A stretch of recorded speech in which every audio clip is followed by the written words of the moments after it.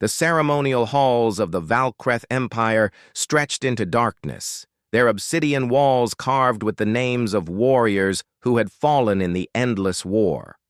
Orla stood before the bonding altar, her crystalline skin reflecting the pale blue light of 1,000 memorial flames. She was a daughter of the High Command, bred for strategy, engineered for tactical perfection. And today, she would bind herself to a human. Kanat entered through the southern archway, his steps uncertain on the polished floor. He wore the standard-issue ceremonial armor of the Allied forces, but it hung awkwardly on his frame. Humans were always smaller than the Valkreth, their bones fragile, their lifespans laughably brief. Orla had reviewed his combat records: 17 successful deployments, 32 confirmed kills, survival rate, unremarkable.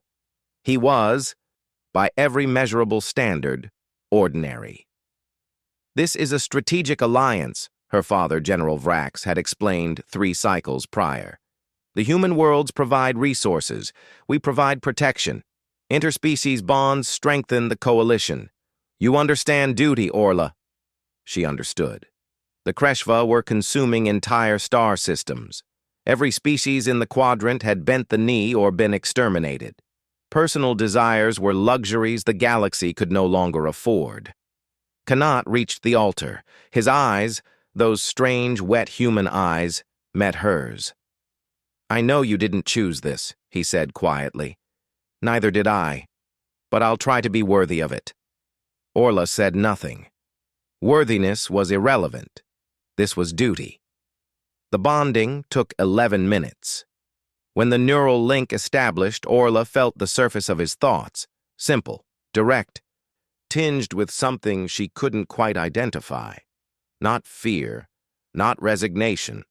Something warmer, something that made her uncomfortable in its sincerity. They were deployed to the border worlds 6 days later. The siege of Aetheris 7 was where everything changed. The Kreshva had broken through the outer defensive grid, their bioships splitting the atmosphere with acidic fury. Orla commanded the ground forces from the central bunker, coordinating 17 battalions across 3 continents. Kanat led a small strike team, humans, mostly, augmented with Valkreth heavy weapons specialists. She watched through tactical displays as his squad infiltrated the Kreshva hive nexus. Standard suicide mission, expected casualty rate 97%. "Pull back," she commanded through the neural link. "The artillery barrage will handle the nexus." "Negative." Kanat's voice came through steady, calm. "Artillery won't penetrate deep enough. We finish this." "That's an order, Kanat." "I know." A pause. Then, "I'm sorry, Orla. But some things are worth dying for." She felt it then, through the bond, the absolute clarity of his resolve. Not recklessness, not bravado, something ancient and primal that her species had genetically engineered out of themselves millennia ago. The willingness to stand when logic demanded retreat. The Kreshva swarmed his position. Orla's fingers hovered over the artillery override, ready to reduce the entire sector to molten glass. But she didn't press it. She couldn't explain why. Through the tactical feed, she watched Kanat fight. He moved like physics had become optional. The Kreshva tore through his squad, bioplasma burning through armor and flesh, but Kanat kept advancing. When his rifle ran dry, he drew his blade. When the blade shattered, he used his fists.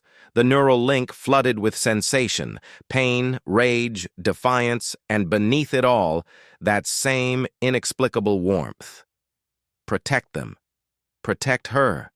They will not fall while I still stand. The thought wasn't directed at Orla.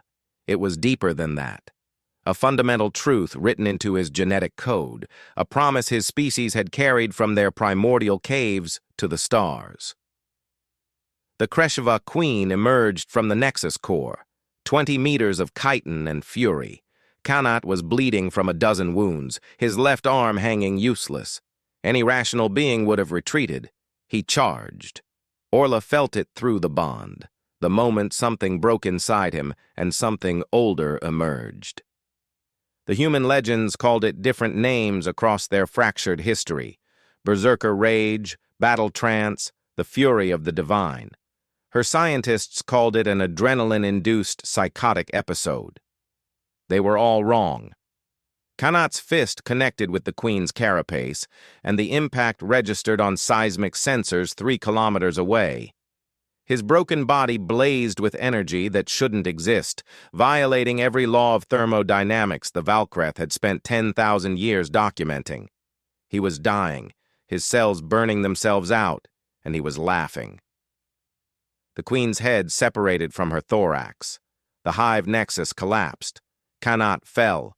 The medical frigate arrived too late by conventional standards. Kanat's vital signs had flatlined 14 minutes before retrieval.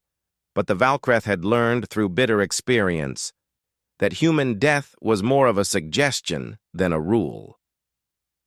Orla sat beside his medpod for 3 days. The neural link had gone silent, but she could still feel the echo of what she'd witnessed. The galaxy's greatest military minds had spent centuries trying to create the perfect warrior through genetics, cybernetics, chemical enhancement. They had failed to understand what humanity had always known. The perfect warrior isn't forged. He's chosen. Not by genes or training, but by the simple, incomprehensible decision to stand when the universe demands you kneel. On the 4th day, Kanat opened his eyes. "Did we win?" he rasped. Orla felt something crack in her carefully constructed emotional barriers. "You won, you impossible, illogical human," he smiled. "That's the nicest thing you've ever said to me." The medical scans showed impossible results. His body had been destroyed and rebuilt itself on a cellular level. The energy signatures matched nothing in Valkreth databases, except, curiously, the ancient texts describing the war gods of the First Age. Myths, children's stories.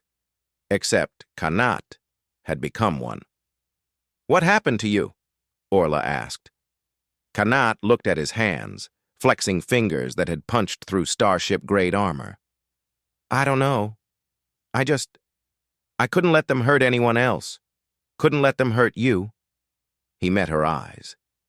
"I know this was just duty for you, but somewhere along the way it became more for me." Orla reached out, her crystalline fingers interlacing with his scarred, impossible human hand. "Duty brought us together," she said quietly. "But I think I would choose to stay." In the darkness of space, the war continued. The Kreshva would not stop, but Orla had witnessed something the galaxy's greatest military strategists had missed. Humanity's true weapon wasn't their technology or their numbers. It was their absolute, stubborn refusal to accept the inevitable.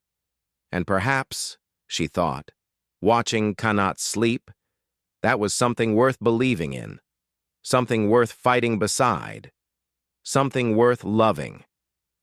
End